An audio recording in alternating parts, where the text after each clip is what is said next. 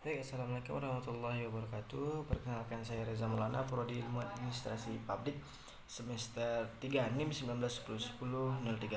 Baik, pada kesempatan kali ini saya akan menjawab pertanyaan dari mata kuliah Manajemen Pembangunan. Yang pertama itu, kenapa kapitalisme rentan menyebabkan kesenjangan ekonomi atau sosial? Jadi kapitalisme mungkin menjadi salah satu tersangka utama penyebab rentannya ekonomi dunia mengalami krisis ekonomi. Sempat terjadi gelombang protes besar-besaran di Amerika. Kapitalisme dituduh sebagai penyebab kesenjangan ekonomi dan krisis ekonomi. Sistem kapitalis sejatinya menciptakan kesenjangan yang besar antara si miskin dan si kaya. Sistem ini memberikan peluang yang besar kepada pemilik modal dan menekan siapa saja yang tidak memiliki modal besar. Kesenjangan ini amatlah terlihat jelas. Hal ini terjadi karena sistem yang ada di negeri ini adalah sistem ekonomi kapitalis. Kesalahan dari sistem ini adalah upaya penghapusan kemiskinan difokuskan hanya pada peningkatan produksi, baik produksi pendapatan negara ataupun per kapita, bukan pada masalah distribusi. Negara selalu mengarahkan pandangannya pada pertumbuhan produksi serta peningkatan pendapatan rata-rata penduduk, namun tidak pernah memberi perhatian pada persoalan bagaimana kekayaan tersebut didistribusikan dengan adil di tengah masyarakat. Padahal dari waktu ke waktu sering meningkatnya produksi, telah terjadi penumpukan kekayaan di tangan segelintir orang. Pihak yang kuat meraih kekayaan lebih banyak melalui kekuatan yang mereka miliki, sedangkan yang lemah semakin kekurangan dan tidak pernah mendapatkan kesempatan. Yang miskin semakin miskin dan yang kaya semakin serakah. Secara ekonomi, negara harus memastikan bahwa kegiatan ekonomi, baik menyangkut produksi, distribusi maupun konsumsi dari barang dan jasa, berlangsung dengan ketentuan syariah dan di dalamnya tidak ada pihak yang dizolimi atau terzolimi. Islam menetapkan hukum-hukum yang berkaitan dengan kegiatan ekonomi yang memungkinkan setiap orang memiliki akses untuk mendapatkan kekayaan tanpa dirugikan dan merugikan orang lain. Baik, kemudian pada soal nomor 3, apa keunggulan sosialisme sehingga dapat membawa Tiongkok meroket seperti sekarang? Ideologi resmi Partai Komunis Tiongkok yang didasarkan pada sosialisme ilmiah.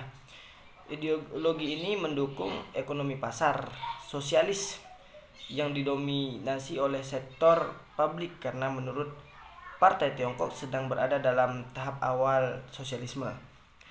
Pemerintah Republik Rakyat Tiongkok menyatakan bahwa mereka tidak melepaskan Marxisme, tetapi mengembangkan konsep-konsep teori Marxis agar sesuai dengan sistem ekonomi barunya. Sedangkan pada tujuan sosialisme itu sendiri bagi suatu negara agar penguasaan negara atas sektor produksi tersebut dapat mewujudkan masyarakat yang sejahtera secara ekonomi. Kelebihan dari penggunaan ideologi sosialisme sebagai ideologi ekonomi suatu negara ialah adanya tingkat efisiensi yang tinggi dalam kegiatan ekonomi. Kita dapat memahami efisiensi sebagai ketetapan dan penggunaan atau pemanfaatan dari setiap sarana dan prasarana produksi. Faktanya, tingkat efisiensi dalam ideologi sosialisme ternyata lebih tinggi bila dibandingkan dengan efisiensi dalam ideologi kapitalisme. Kelebihan terakhir dari ideologi sosialisme ialah pertumbuhan ekonomi yang stabil dengan adanya perencanaan yang baik oleh negara, maka hal tersebut dapat mendorong pertumbuhan ekonomi dengan tepat. Nah, jadi dari penjelasan tersebut mungkin bisa kita ambil bahwasanya itu yang menjadi keunggulan sosialisme bagi Republik Rakyat Tiongkok sehingga mereka bisa meroket seperti sekarang. Pada soal nomor 5, bagaimana tanggapan Anda terkait anarkisme yang kerap disalahartikan oleh media atau masyarakat awam, khususnya media atau masyarakat awam Indonesia. Jadi menurut pandangan saya,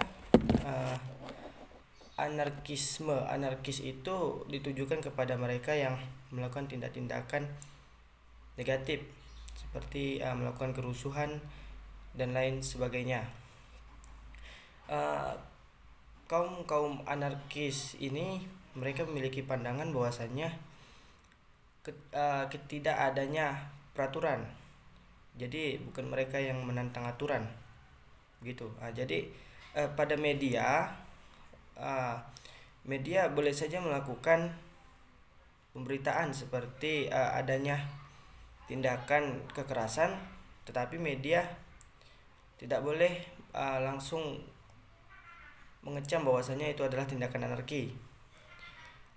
Mengapa? Ya karena pada rakyat Indonesia sendiri mereka mengambil berdasarkan apa yang mereka lihat, bukan berdasarkan apa yang nyata terjadi hari ini.